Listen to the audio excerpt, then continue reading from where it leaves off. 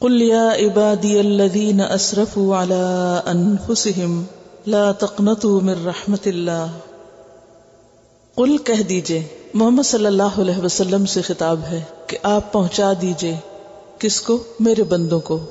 یا عبادی، اے میرے بندو، الذین، وہ جو، یا وہ جنہوں نے، اسرفوا، زیادتی کی، علی انفسہم، اپنی جانوں پر، لا تقنطوا من رحمت اللہ، نہ مایوس ہو اللہ کی رحمت سے.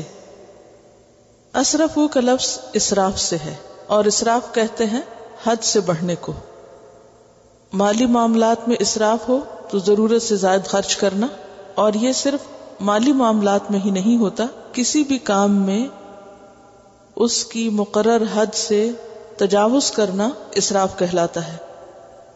اور اسرفوا علی انفسہم کا معنی ہے اپنی جان پر زیادتی کرنا، ظلم کرنا، اپنے آپ کو ایسے کاموں سے نہ بچانا جو انسان کے لیے نقصان دہ ہو سکتے ہیں. اور مراد یہاں پر شرک اور گناہ کبیرہ و صغیرہ یا وہ تمام تر کام ہیں جو انسان کے لیے اس کے انجام کی خرابی کا سبب بن سکتے ہیں. ایسے تمام لوگ جو اسلام لانے سے قبل یا مسلمان ہونے کے بعد اللہ کی نافرمانی کے کام کرتے رہے، ان سب کے لیے خوشخبری ہے، لا تقنطوا من رحمت اللہ، کہ اللہ کی رحمت سے نا امید نہ ہو. قنوط جو ہے یہ یأس سے بڑھ کر ہوتا ہے. ایک ہوتا ہے یأس، نا امیدی، اور یأس سے اگلا درجہ ہے قنوط، سخت نا امیدی. لا تقنطوا، بالکل نا امید نہ ہو، من رحمت اللہ، اللہ کی رحمت سے. کیوں؟ اس لیے کہ ان اللہ، بے شک اللہ تعالی، یغفر، بخش دیتا ہے، الذنوب، گناہوں کو، ذنب کی جمع، جمیعاً، سارے کے سارے. اللہ سارے گناہوں کو بخش سکتا ہے. کوئی گناہ کتنا بھی بڑا کیوں نہ ہو، اللہ تعالیٰ اسے بخشنے کی قدرت رکھتا ہے. کیوں؟ اس لیے کہ انہ، بے شک وہ، یقیناً وہ، هو الغفور، وہی بخشش فرمانے والا ہے.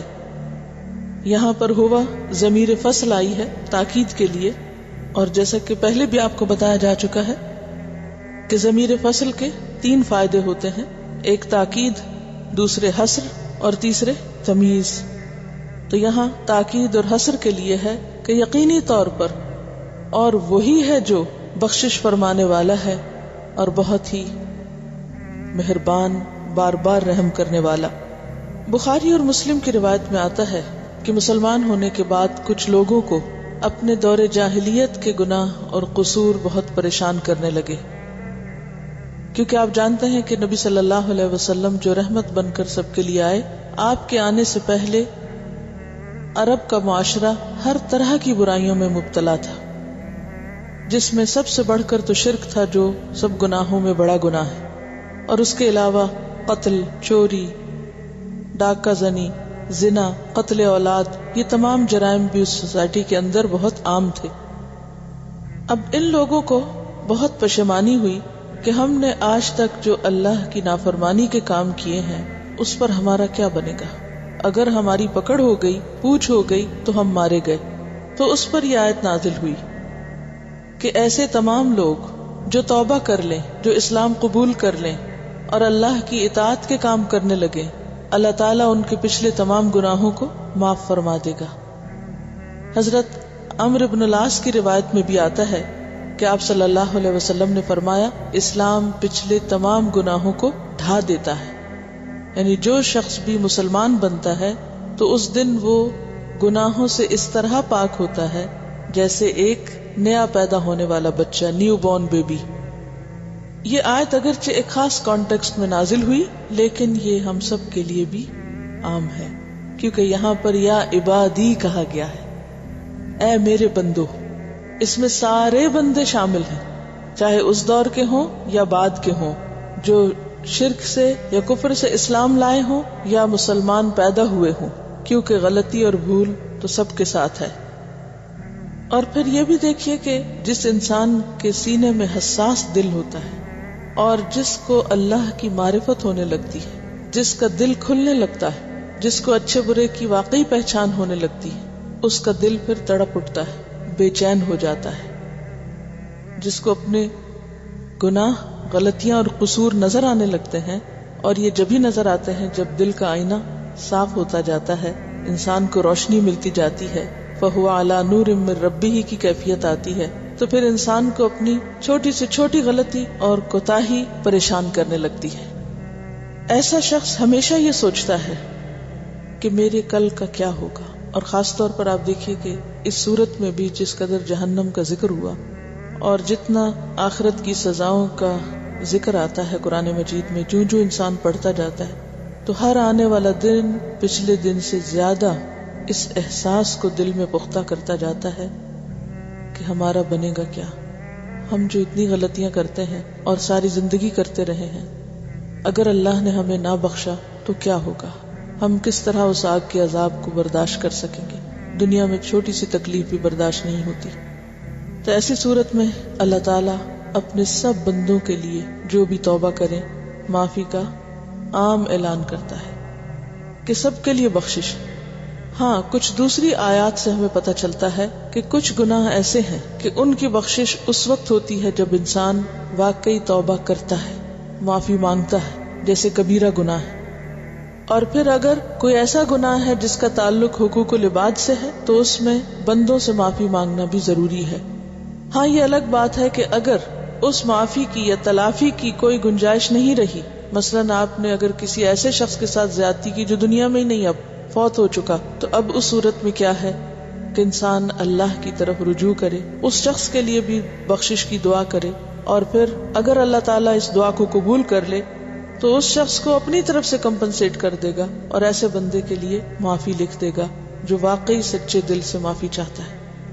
اور اگر ایسے لوگ دنیا میں موجود ہیں تو انہیں ان کا حق لوٹانا چاہیے، اور اگر وہ کہیں گم گئے ہیں، مثلاً آپ نے کسی کے ساتھ 5 سال کام کیا اور پھر کوئی ناراضگی ہو گئی اور آپ جانتے کہ آپ سے زیادتی ہوئی، اور اب وہ کہیں ہے دنیا میں لیکن آپ کا اس سے کوئی رابطہ نہیں، یا آپ اس تک نہیں پہنچ سکتے، اس کے کچھ پیسے آپ کے پاس ہیں یا امانتیں آپ کے پاس ہیں جو آپ نے نہیں لوٹائیں، تو ایسی صورت میں اگر بالکل ناگزیر ہو اس شخص کا تلاش کرنا یا ڈھونڈنا یا اس تک پہنچانا امانت کو، کہ بالکل امپاسبل ہے، تو بھی انسان اس پیسے کو یا اس چیز کو اس کے نام سے صدقہ کر دے، اپنے پاس نہ رکھے، اور پھر اللہ سے معافی مانگتا رہے، تو اللہ تعالیٰ اپنی رحمت سے اس گناہ کو معاف کر سکتے ہیں اور اس شخص کے حق میں ہونے والی کمی کو اپنی جناب سے پورا کر دیں گے۔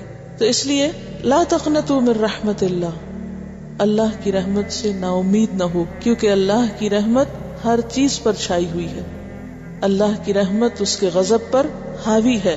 اور یہ جو قرآن مجید میں آتا ہے کہ ان اللہ لا یغفر ان یشرک بہ ویغفر ما دون ذلک لمن یشاء، تو اس سے کیا پتہ چلتا ہے کہ شرک کا گناہ ایسا ہے کہ جو معاف نہیں ہوگا جب تک کہ انسان معافی نہ مانگ لے اور پوری طرح اس سے رجوع نہ کر لے۔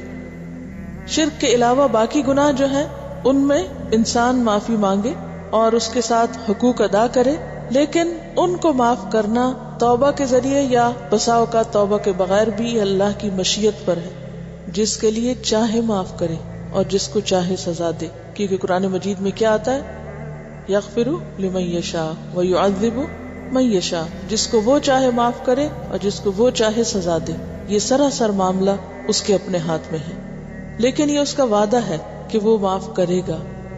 ہاں، ضرورت اس بات کی ہے کہ انسان سچے دل سے اللہ کی طرف پلٹے، اور یہ بھی ہم سب جانتے ہیں کہ پلٹنے کے بعد پھر بھول ہو جاتی ہے، پھر غلطی ہو جاتی ہے، تو جتنی دفعہ انسان غلطی کرے اتنی دفعہ حکم ہے کہ وہ پلٹ جائے اور مایوس نہ ہو، اور مایوس ہو کر توبہ کرنا چھوڑے نہیں، کیونکہ شیطان کا کام کیا ہے، وہ انسان کو مایوس کرتا ہے اور کیا کہتا ہے کہ جب تم نے باز آنا ہی نہیں تو پھر تم معافی کس لیے مانگتے ہو، اور تم نے اس توبہ کو کھیل بنا لیا اس لیے معافی بھی نہ مانگو۔ نہیں، معافی مانگتے رہنا چاہیے، غلطی پر اصرار نہیں کرنا چاہیے، لیکن انسان کمزور ہے، پھر غلطی ہو جاتی ہے، نہ چاہتے ہوئے بھی کبھی بھول ہو جاتی ہے، اور کبھی انسان جذبات سے مغلوب ہو جاتا ہے، غصے میں آ جاتا ہے، کبھی غم شدید ہوتا ہے، کبھی ویسے انسان کے اندر 100 کمزوریاں ہیں، کوئی کمزوری غالب آ جاتی ہے تو اس سے غلطی ہو جاتی ہے۔ تو ایسی صورت میں جب بھی غلطی ہو فوراً ہی انسان پلٹ جائے۔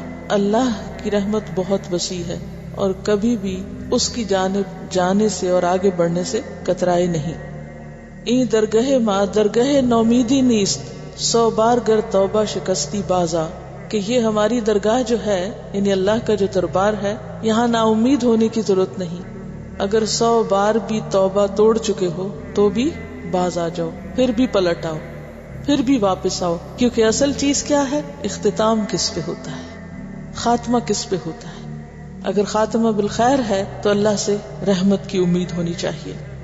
سورۃ النساء میں اللہ تعالیٰ فرماتے ہیں وَمَن يَعْمَلْ سُوءًا أَوْ يَظْلِمْ نَفْسَهُ، جو بھی برا کر لے یا اپنی جان پہ ظلم کر بیٹھے، ثُمَّ يَسْتَغْفِرِ اللَّهَ، پھر اللہ سے استغفار کرے، يَجِدِ اللَّهَ غَفُورًا رَحِيمًا، تو وہ پائے گا اللہ تعالیٰ کو بہت زیادہ توبہ قبول کرنے والا، بے حد مہربان. سورۃ التوبہ 104 میں فرمایا أَلَمْ يَعْلَمُوا، کیا وہ نہیں جانتے، ان اللہ هو يقبل التوبۃ عن عبادہ، کہ بے شک اللہ تعالیٰ اپنے بندوں سے توبہ کو قبول کر لیتا ہے. اور ہم سب جانتے ہیں بخاری اور مسلم کی اس روایت کو جس کا خلاصہ یہ ہے کہ ایک شخص سے 99 قتل ہو گئے تھے، اور پھر وہ بنی اسرائیل کے ایک عبادت گزار شخص کے پاس گیا اور اس نے کہا کہ میں توبہ کرنا چاہتا ہوں تو مجھے کوئی راستہ بتاؤ. اس نے کہا تمہاری توبہ نہیں ہو سکتی کیونکہ تم نے بہت زیادہ جرم کیے. تو اس پر اس شخص نے اس عابد کو بھی قتل کر دیا. لیکن پھر اس کے اندر کی بے چینی اور پریشانی اس کو چین سے بیٹھنے نہیں دے رہی تھی، لہذا پھر وہ نکلا اور ایک عالم کے پاس پہنچا اور اس سے پوچھا کہ کوئی طریقہ ہے کہ میری توبہ ہو جائے.